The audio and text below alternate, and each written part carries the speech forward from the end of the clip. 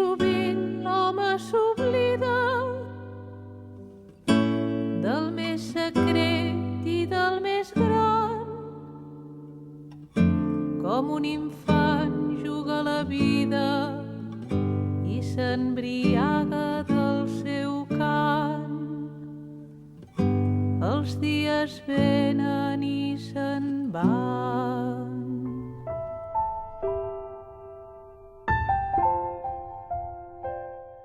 Joan Vinyoli Pladevall va néixer a Barcelona el 3 de juliol de 1914. Poc abans del seu naixement moria de meningitis la Maria. Era la primera filla del matrimoni i només tenia 2 anys. Aquesta meningitis li va ser encomanada, sembla ser, per un amic del seu pare. Era un doctor conegut i dedicat totalment a les malalties infeccioses.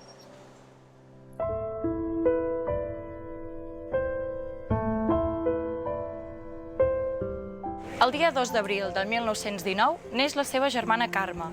Al cap d'un mes i mig mor el seu pare als 37 anys, que era metge internista especialista en epidemiologies. La família Vinyoli, que queda en una situació econòmica precària, es trasllada a viure a Sant Joan d'Espí, primer al poble i més tard en una torreta humil a tocar de la via del tren.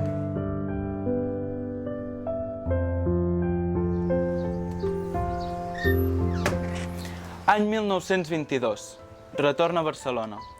Inicialment s'instal·la al Born i al cap de pocs mesos al carrer Còrsega 240. Vinyoli comença en règim de classes de favor. La formació bàsica al Colegio del Sagrado Corazón, és a dir, els jesuïtes de Casp. I després al Colegio de la Immaculada, Rosselló cantonada Balmes, que és on feien els estudis de comerç.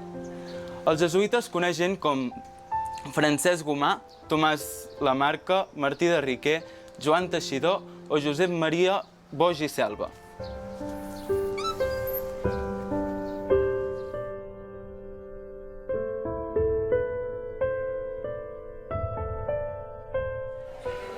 Any 1923.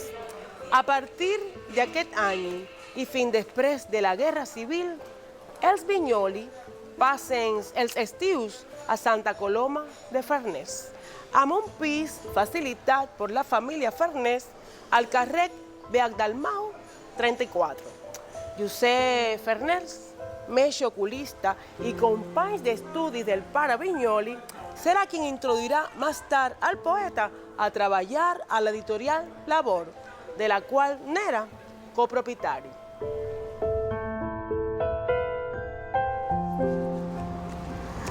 Guanya la Viola d'Or en els Jocs Florals celebrats a Santa Coloma, al pati de Can Geronès, el 15 d'agost de 1927.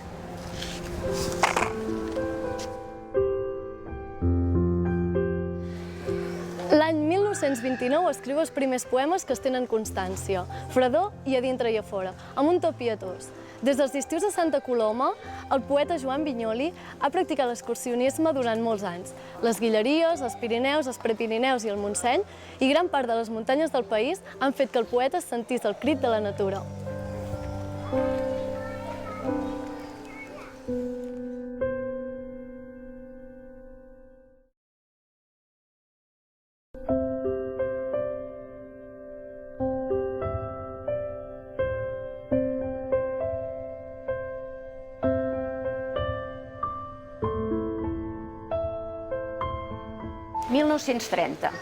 Acaba els estudis de comerç i entra a l'editorial Labor, on hi treballarà fins a la seva jubilació el 1979. A l'estiu escriu diferents proses poètiques a Santa Coloma, com la titulada de la nostra ciutat, publicada al programa de la Festa Major d'aquesta localitat. Es tracta del primer escrit publicat.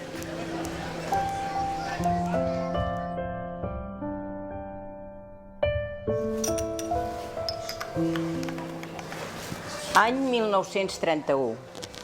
Publica textos de creació en prosa i en vers per a la revista Juventus, òrgan intern del Col·legi dels Jesuïtes. A l'estiu participa en un curs de català a Santa Coloma de Farners i a la cloenda coincideix amb Pompeu Fabra. Comença els seus estudis de batxillerat com a alumne lliure a l'Instituto Nacional de Segunda Enseñanza del carrer Balmes.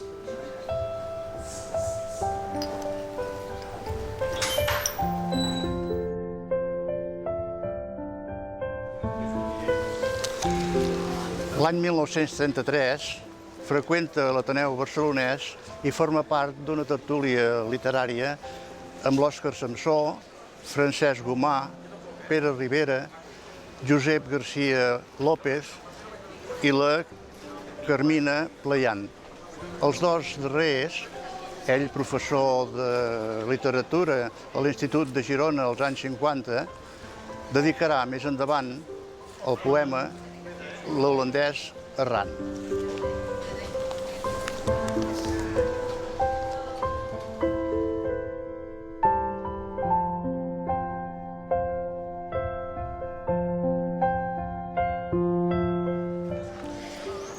L'any 1934 descobreix fortuïtament el fragment dels quaderns de Malte Laurit Brich de la revista de Cidellà, publicada l'any 1932, i aprofundeix en l'estudi de l'alemany per poder llegir Rainer Maria Rilke en el seu idioma original.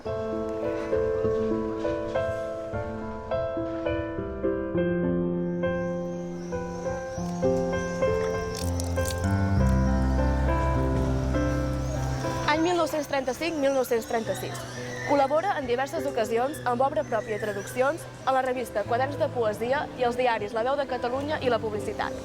Gràcies a la traducció del poema de Rilke, de Si una volta algú t'ha gemat, apareguda en aquest diari el 16 de gener de 1935, coneix Carles Riba, qui esdevindrà, juntament amb Rilke, una de les influències literàries més decisives del poeta.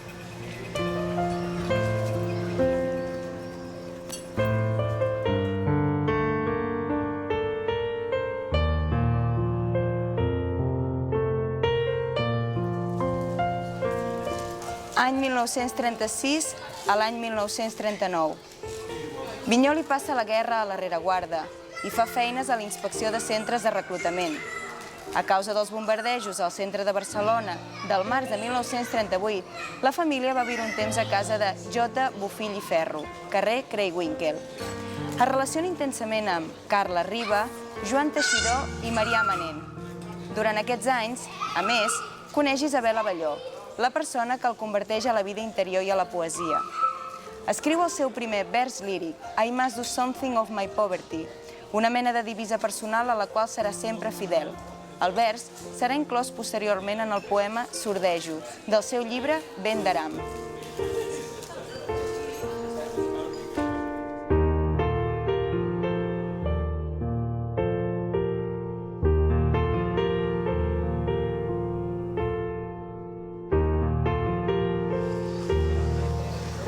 El 1937 publica el seu primer llibre, que se'n diu Primer desenllaç, a les edicions de la Residència d'Estudiants.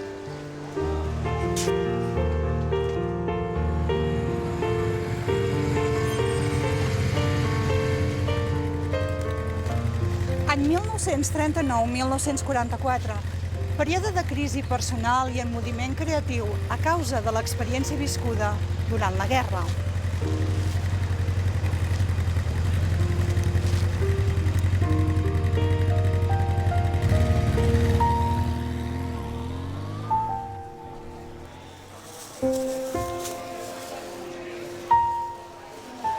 El dia 9 d'abril del 1945 es casa amb Teresa Sastre.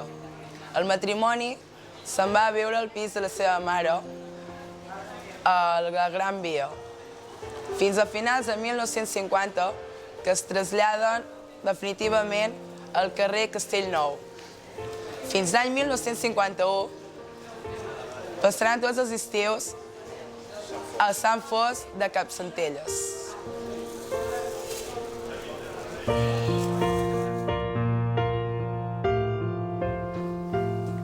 Any 1946. Al gener neix el seu primer fill, Joan.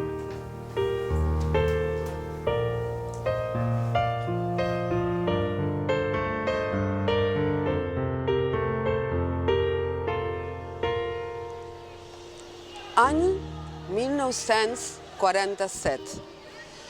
Forma part del jurat de la primera convocatòria del Premi Rosselló-Porcel de Poesia, instituït per la revista Ariel. Al juliol neix el seu segon fill, Albert.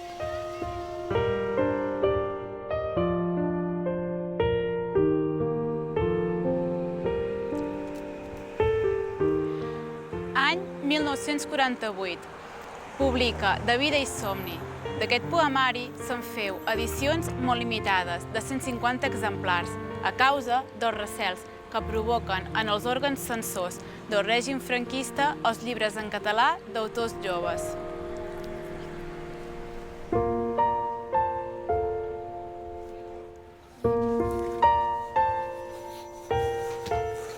Obté el Premi de Poesia en el quart certamen literari organitzat pel Círcul Cultural Colombense de Santa Coloma de Farners.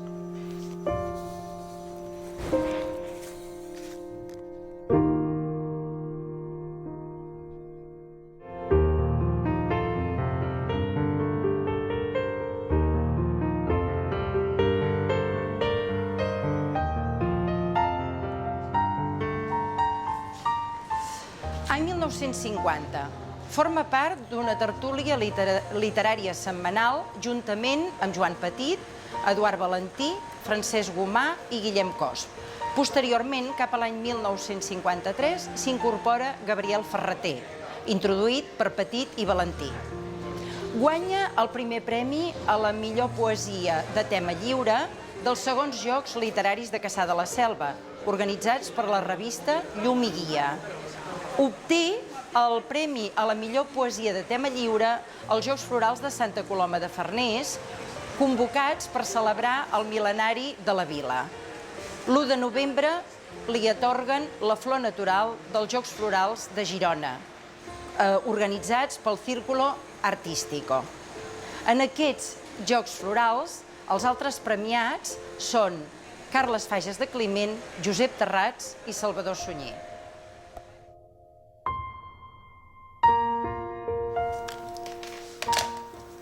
L'any 1951 publica Les hores retrobades. Aquest llibre obté el Premi Osa Menor. Durant aquest any, Vinyoli fa diverses lectures públiques dels poemes del seu llibre.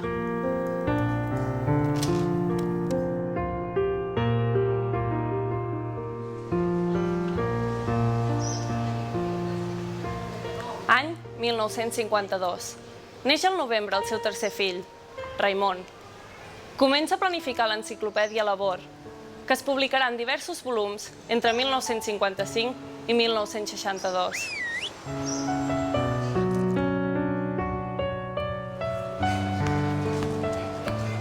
Fa diversos viatges a Madrid per raons laborals i aprofita per visitar els diversos museus de la ciutat.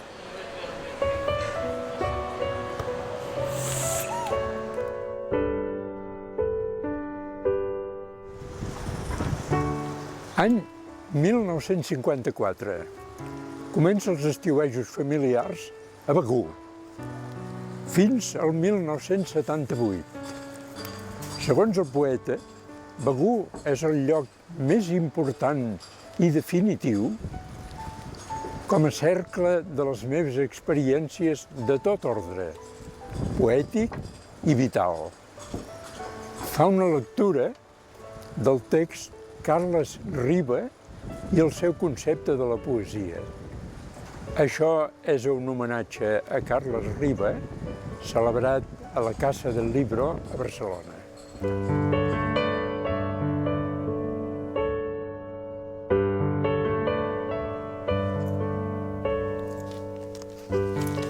El dia 6 de gener de 1955 mor la seva tia, Mercè Pladevall i Maceres, a qui dedica el volum El Callat. Precisament el pròleg del volum és datat el 25 d'octubre d'aquell mateix any a Barcelona.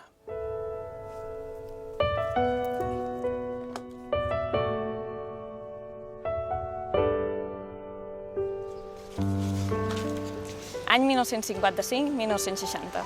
Escriptura de la primera versió dels poemes de Llibre d'Amic i d'un projecte de poemari titulat Realitats. Molts dels poemes d'aquest poemari passaran després a diferents llibres: Cercles, Realitats, El Griu, Vent d'Aram i molts altres.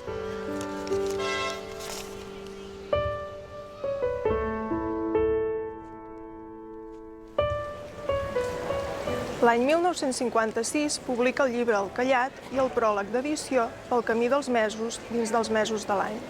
La seva germana Carme es casa amb Hans Stosch i la parella se'n va a viure a Alemanya.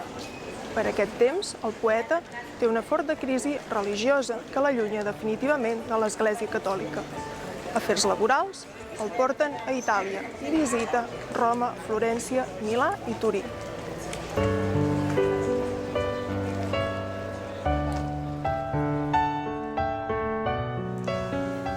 L'any 1963 publica el volum Realitats.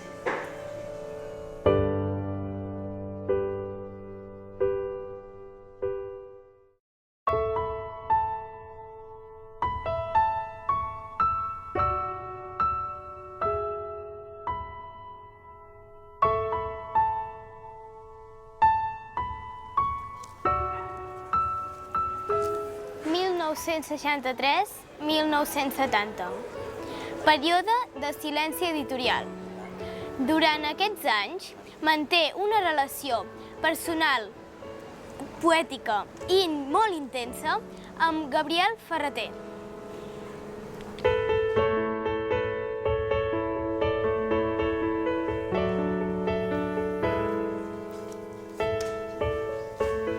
L'any 1965 assumeix el càrrec de director de les Edicions Generals a Labor.